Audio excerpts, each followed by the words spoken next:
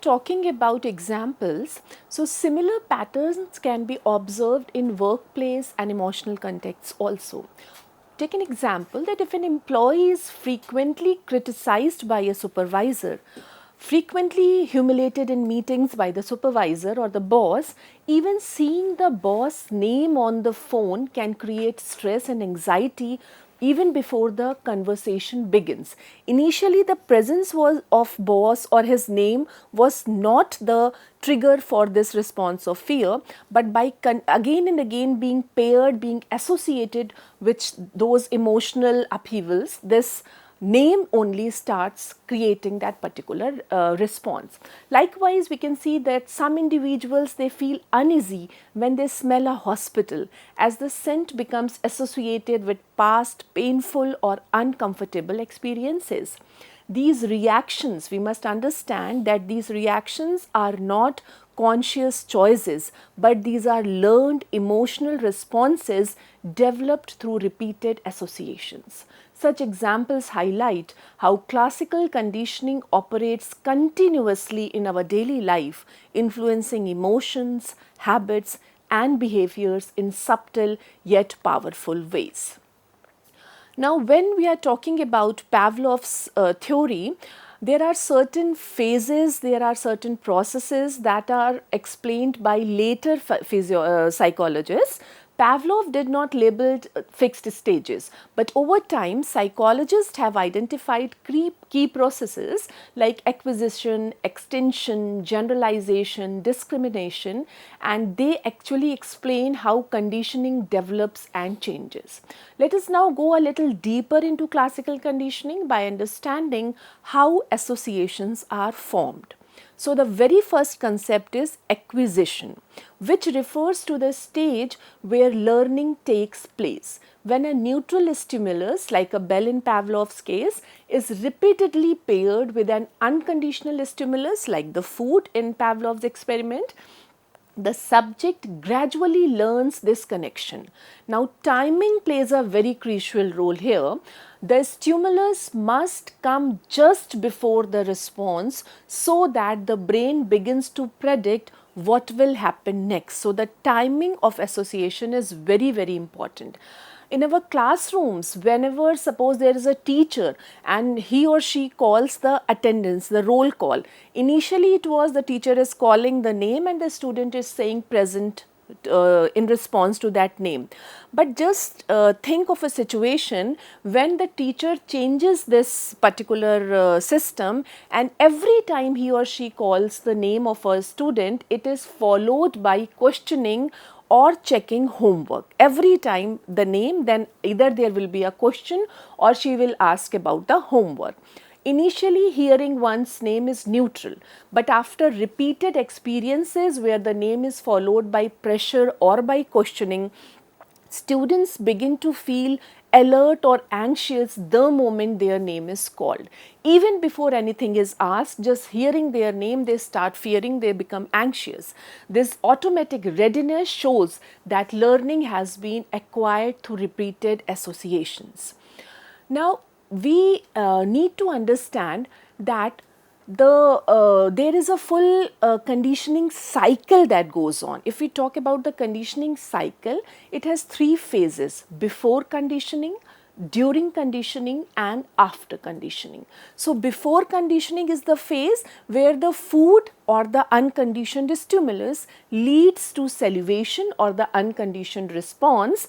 Nothing has been associated with the unconditioned stimulus. During conditioning, what happens? Bell, in case of Pavlov's experiment, which was initially the neutral stimulus, it is now linked with the food, which was the unconditioned stimulus, and it is being paired again and again with the unconditioned stimulus, and it has started producing the response. The third thing is after conditioning, where now the bell alone, the conditioned stimulus alone leads to salivation, that is the conditioned response. So, the full conditioning cycle goes in this way: before conditioning, during conditioning, and after conditioning. Now, when we are talking about conditioning, there are certain terms that have to be explained to understand that how this conditioning progresses. So, the first term that we are going to talk about is extinction, when the learning fades. Now, an important question arises, can this learned behavior disappear? The answer is yes, through a process called extinction.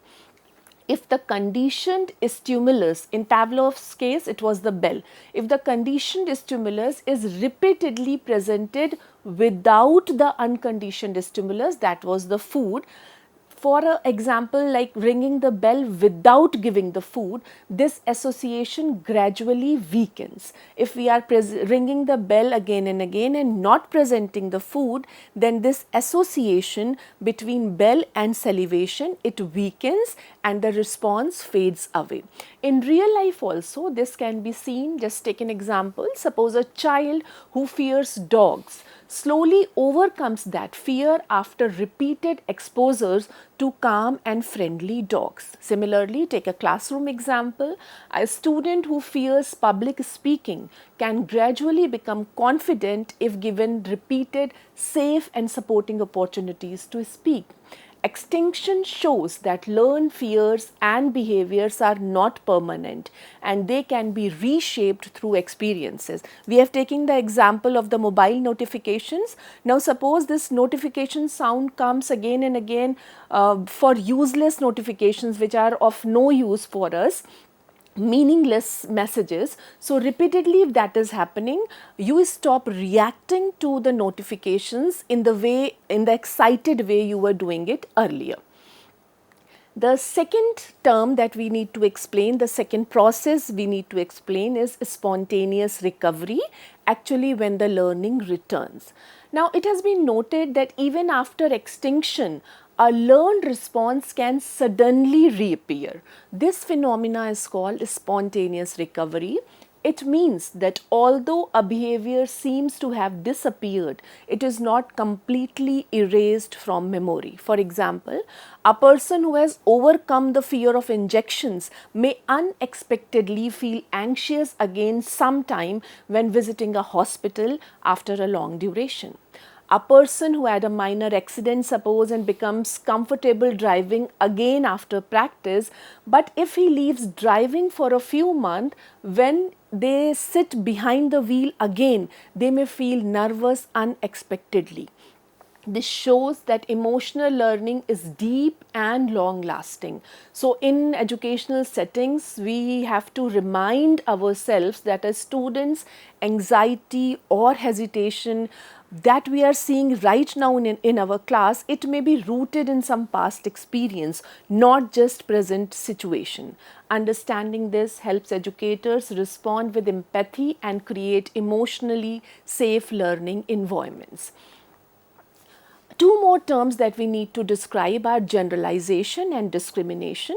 So, this generalization is it refers to responding in similar way to similar situations. In simple terms, the learned response spreads beyond the original stimulus. For example, if a child is bitten by one dog, the fear may extend to all the dogs and not just the one who was involved in the incident. In educational settings, we can see that when a student has a negative experience with one strict or harsh teacher and begins to feel anxious around all the teachers, even those who are supportive. If we take Pavlov's example, suppose in place of the bell, I was flashing a light and I was flashing a yellow color light.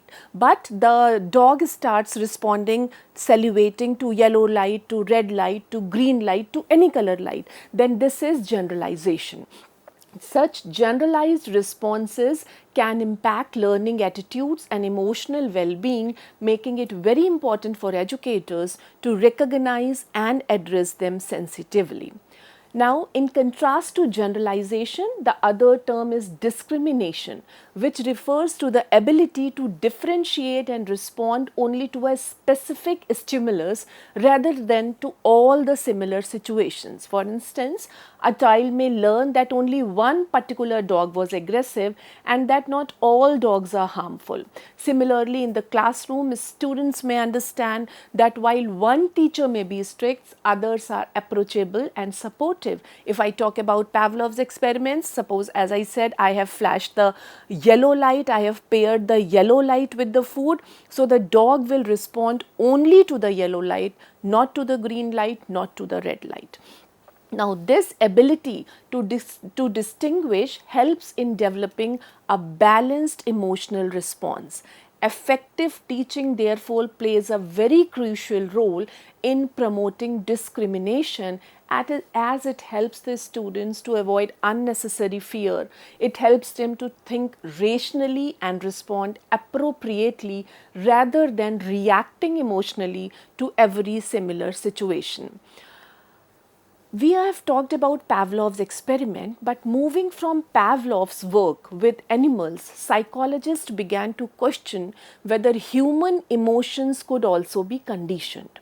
This idea was explored by John B. Watson, who was an American psychologist and a key figure in behavioralism. Watson believed that human behavior is largely shaped by environmental experiences rather than being purely innate. Now, to demonstrate that emotions like fear can be learned, we can instill fear for something in someone, he conducted the famous Little Albert experiment. In this study, a young child named Albert was initially shown a white rat which did not evoke any fear and acted as a neutral stimulus. What I mean is, the presence of this white rat was not creating any sort of a specific response in the behavior of this little child named Albert. However, what Watson did, that he paired the presence of this rat every time Albert tried to touch the rat, then Watson produced a very loud and frightening noise which naturally caused the child to cry. Now, after repeated pairing of this white rat touching with the loud noise, Albert began to feel fear even when the rat was presented alone without any noise. Even the sight of this rat started making him fearful. The previously neutral stimulus, this rat which was previously neutral, now had become a conditioned stimulus, and fear is now the conditioned response. But what happened was that Albert's fear extended to other similar objects, what we have talked about generalization just earlier. So this his fear extended to other similar objects, such as he started fearing a white rabbit, a white fur coat, or even the beard of the Santa Claus, demonstrating that generalization has taken place. Now, this experiment showed that emotional responses in humans can be conditioned, and it linked Pavlov's theory directly to human behavior. However, we have to be very cautious because it also raised certain serious ethical concerns, as the child was deliberately made fearful without proper safeguards. So today such experiments would not be permitted, but the study, however, remains a significant milestone in understanding learning, in understanding emotions, and the importance of emotional safety in education. Although John B. Watson demonstrated that how fear could be conditioned, how this fear could be conditioned in little Albert, which was earlier, he was not fearing any rat, any white rat earlier. But the idea of reversing the conditioned fear, can this fear be reversed also, was later successfully demonstrated by Mary Cover Jones in her study with a child known as Little Peter experiment. In this experiment, the feared object, which was a rabbit, the child, this Peter, he was afraid of rabbits. Now this rabbit was initially kept at a same distance, at a very safe distance, and it was taken care of that whenever the this rabbit is in sight of the child, whenever this child can see the rabbit, he is in a very safe zone. Either he is enjoying his favorite food or he is playing with his mother, so that he is very relaxed and this rabbit is at a very safe distance. And slowly what is happening, by repeating this process every time, a little distance is covered. So slowly the rabbit was brought nearer to Peter, and a stage came when Peter was enjoying his food on the same table where this rabbit was sitting. Even the rabbit could be placed in his lap also. So the fear was replaced with a sense of comfort, a very important discovery. Now this method is known as counter conditioning. It provided the strong evidence that learned fears are not permanent and they can be reshaped through positive and controlled experiences. When we are talking about say Pavlov's theory, we have to understand that Pavlov's theory has a very important role to play in the classrooms. So the most important question for educators is that why should teachers study classical conditioning? And the answer lies in understanding that students do not only learn the academic content, they also develop emotional responses towards learning. In classrooms, teachers may unknowingly condition fear or confidence, curiosity or avoidance through their interactions. For example, some subjects like mathematics or say physics or say history, if that subject is consistently associated with criticism, with punishment, with embarrassment, students may begin to dislike it, not because it is inherently difficult, but because it becomes emotionally unsafe. In such cases, this emotional unsafety is a reaction to the subject now. So in such cases, the subject itself turns into a conditioned stimulus for creating anxiety and shaping negative attitudes towards learning. On the other hand, when learning experiences are associated with encouragement, with curiosity and positive reinforcement, appreciation, students develop a genuine interest in the subject. This highlights the powerful role teachers play in shaping emotional learning. Even subtle factors as tone of the voice, the facial expressions, how you are treating the child, and the responses to his or her mistakes, they all can influence how students feel about learning. Often students remember how learning made them feel even more than what they actually learned. Therefore, classrooms should focus on creating an environment of safety, confidence, curiosity and belongingness, not just discipline. Education in this sense becomes an emotional architecture where teachers actively build supportive psychological environments for the learners.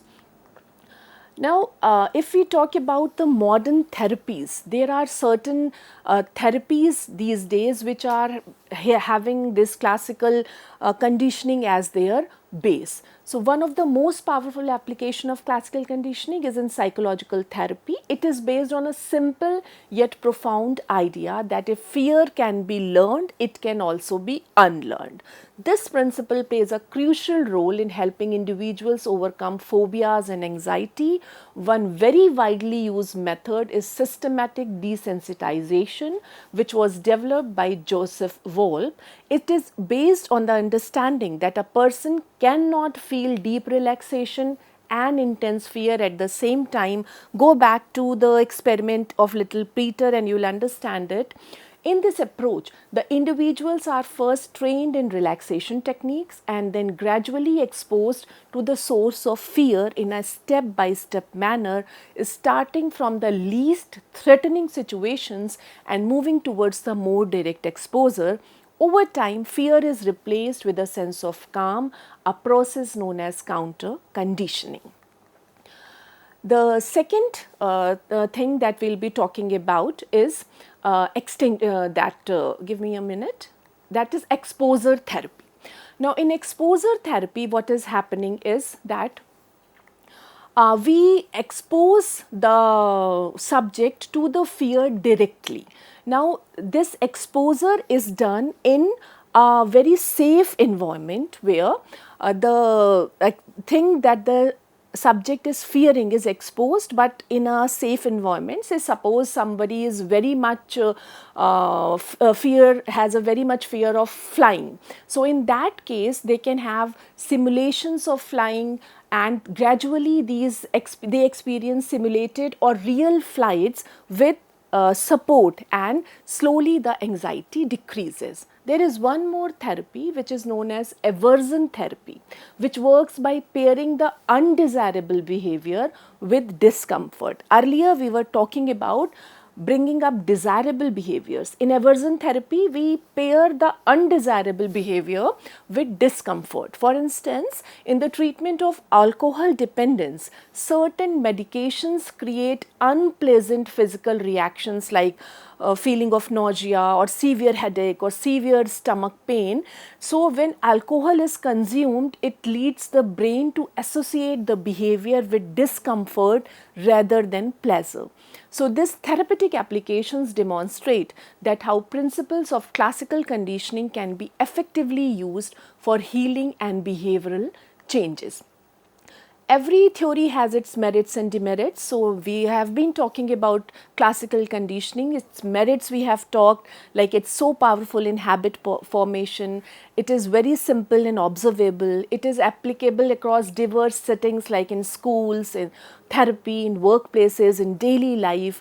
It is the foundation of understanding, learning, and it is very cost effective as no higher costs are involved. But there are certain demerits also, like it oversimplifies learning. It ignores the cognition and individual differences.